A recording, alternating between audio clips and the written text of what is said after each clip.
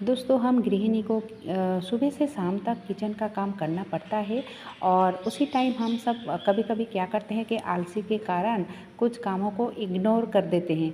अगर ऐसा करोगे ना तो बाद में देखोगे उसी काम को करने में आपका डबल टाइम लग जाता है, यानी कि काम बहुत बढ़ जाता है। हैबिट हम हाउसवाइफ को कर लेना चाहिए। उसी हैबिट को अगर फॉलो करते हैं तो हमारे काम बढ़ेगा नहीं, और भी कम हो जाएगा। और इस तरह की कुछ ट्रिक मैं देने वाली हूँ जो कि बहुत ही हेल्पफुल हो सकती है आपके लिए, ठीक है, जो नई गृहिणी है उनके लिए। तो सबसे पहले मैं कहना चाहूँगी कि अगर घर में कोई गेस्ट आए तो इस तरह की ग्लासेस या फिर कटोरी हो, थाली हो निकलती है, और घर में गेस्ट के सामने अगर हम इसको धोना नहीं पसंद करते हैं ना, तो क्या करना चाहिए। ये देखिए दोस्तों, ये जो ग्लासेस है ना, इसके अंदर भर भर के पानी डाल देना चाहिए और इसके और भी एक तरीके हैं, जो कि बड़े जो गमला होती है ना, उसी गमले के अंदर आप ग्लासेस को डाल दीजिए या फिर कोई भी बर्तन को डाल दीजिए और भर के पानी भी रखिए, ताकि बाद में जब हम इसको क्लीन करें तो ये जमे नहीं, सूखे नहीं, इसीलिए पानी रखना बहुत ही ज़रूरी है। तो इस तरह से अगर आप थोड़ा सा दिमाग लगाओगे ना तो आपका काम बढ़ेगा नहीं। अब चलिए देख लेते हैं अगली ट्रिक। तो ये है सोयाबीन, और इसको ना इस तरह से धोना चाहिए। ये देखिए कुछ इस तरह से। तो मैंने नॉर्मल वाटर और थोड़ा सा नमक देकर इसको भिगो के रखा था 5 मिनट के लिए। और 5 मिनट नहीं दोस्तों, 5 से 10 मिनट लग जाता है। अगर आप उससे भी जल्दी करना चाहते हो ना 2-3 मिनट के अंदर, तो आप इसमें गर्म पानी डाल सकते हो। और गर्म पानी डालो या फिर नॉर्मल पानी डालो, आपको इस तरह से ही धोना पड़ेगा। इसके अंदर से जो एक झाग जैसा निकलती है ना, वो अगर रह जाता है तो खाने में अच्छा नहीं लगता है, इसका टेस्ट बिगड़ जाता है। तो ज़रूर आप 2-3 बार उस तरह से धो लीजिए। अब चलिए देख लेते हैं अगली ट्रिक। ये ट्रिक बहुत ही हेल्पफुल होगी, क्योंकि कुकर में खाना बनाना सेहत के लिए अच्छा नहीं होता है। तो क्यों अच्छा नहीं होता है, अगर हम कारण को जान लें तो कुकर में खाना बनाना बहुत ही आसान हो जाती है। ये देखिए दोस्तों, ये जो झाग है ना, ये झाग अगर हम दाल और पानी डालकर अगर ढक्कन को लगा देते तो ये झाग अंदर ही रह जाता। इसीलिए दोस्तों इसको मैंने पहले उबाल आने दिया, और उबाल आने देने के बाद ये जो झाग बनती है इसको निकालना पड़ेगा, ठीक है। इसी झाग से ही हमारा सेहत खराब हो सकती है, क्योंकि कोई भी चीज़ केमिकल के बिना नहीं होता है। और ये जो केमिकल है ना दाल के अंदर, तो ये झाग से निकल जाती है। तो ज़रूर आप दाल बनाइए, चावल बनाइए कुकर में, लेकिन पहले उबाल आने दीजिए। उबाल आने देने के बाद आप 2-3 बार इस तरह से झाग को निकाल दीजिए। उसके बाद ढक्कन को लगाइए, तो आपका जो सेहत है नहीं बिगड़ेगी, आपका जो कुछ खराबी नहीं होगी, बहुत ही अच्छा तरीका है। तो ये देखिए दोस्तों, एक बार उबाल आया और फिर मैंने झाग को निकाला, फिर से मैंने उबाल आने दिया और दोबारा भी मैंने झाग को निकाल दिया। अब मैं कुकर के ढक्कन को लगा लूँगी, ठीक है। तो ये ऐसा करने से आपका सेहत नहीं खराब होगी। आप इस तरह से दाल चावल बना सकते हो, बहुत ही अच्छा तरीका है। अब चलिए देख लेते हैं अगली ट्रिक। तो ये जो सामान होती है ना, तो इसको रखना भी बहुत ही ज़रूरी है ठीक ढंग से। अगर ढंग से नहीं रखेंगे तो ये बहुत जगह ले लेती है। और क्या होता है, कभी कभी ना हमारे पास टाइम नहीं होता है, ये सब सामान आ तो जाती है लेकिन उस वक्त टाइम नहीं होती है। देखिए टाइम नहीं है तो क्या हुआ, दिमाग तो है। तो इस तरह से एक बड़ा बर्तन में सब सामान को अगर रख देते हैं, और बाद में जब हमारी टाइम होती है तब जहाँ की चीज़ तहाँ सेट कर देते हैं। चलिए अब देख लेते हैं अगली टिप्स। तो ये जो मैंने कंटेनर लिया है, यानी कि जार लिया है, तो इसमें एयर टाइट होना चाहिए, क्योंकि जो चीज़ मैं रखने वाली हूँ ये एयर टाइट के बिना रखोगे तो ये सामान ख़राब हो सकता है, ठीक है। तो ये है कॉर्नफ्लोर। तो कॉर्नफ्लोर को अगर एयर टाइट के अंदर ही रखोगे तो ये बहुत दिन तक अच्छा रहेगा। और ज़रूर रखने से पहले आप अच्छे से चेक कर लीजिए कि ये एयर टाइट कंटेनर है कि नहीं, और उसके अंदर 1 चम्मच ज़रूर रखिए, ठीक है, क्योंकि ये बहुत ही नाजुक होता है। थोड़ा सा अगर इसमें हवा चला जाए तो ये ख़राब हो सकती है। अब चलिए देखिए, इस तरह की जो कंटेनर होती है ना, तो इस तरह की कंटेनर हम फेंक देते हैं, और करें भी क्या, फेंकना भी चाहिए, लेकिन दोस्तों कभी कभी ये ना बहुत ही काम में आ जाती है। जैसे कि देखिए, ये जो साबुन है, तो साबुन मैं इसके अंदर रख दिया, क्योंकि इतना सारा साबुन है, अच्छे से रखना भी बहुत ही ज़रूरी है।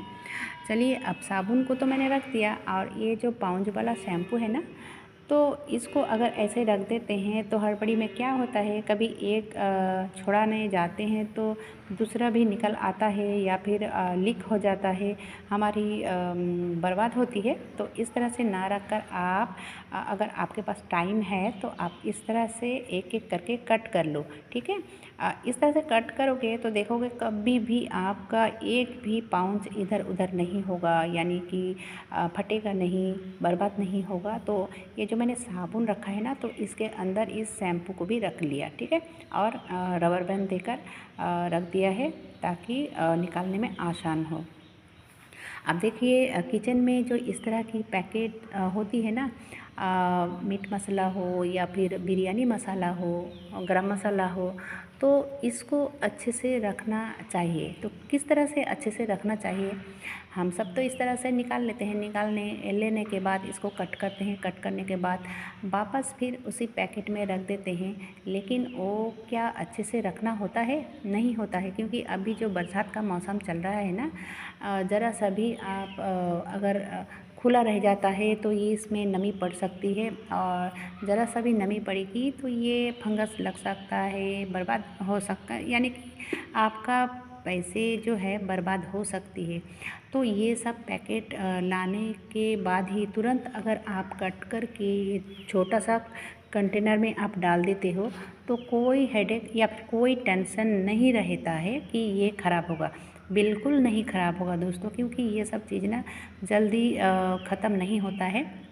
आप देखिए, जल्दी अगर ख़त्म नहीं होगा तो किस तरह से पता चलेगा कि इसके एक्सपायर डेट है कि नहीं।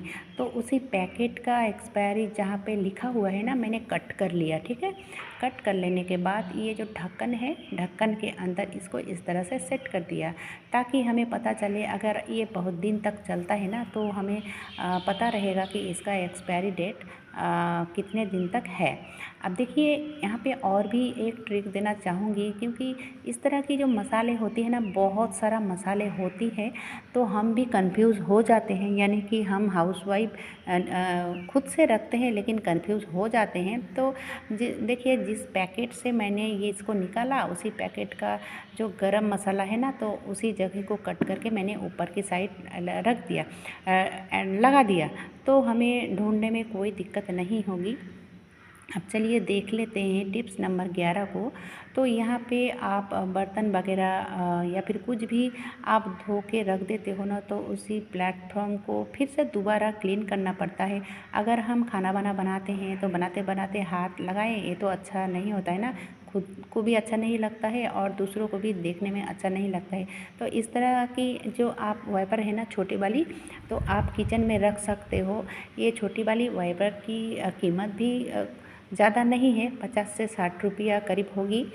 तो मेरे हिसाब से ना ये छोटी वाली वाइपर हर किसी को किचन में रखना चाहिए, ताकि खाना बनाते बनाते भी हम क्लीन कर सके हाथ लगाए बिना।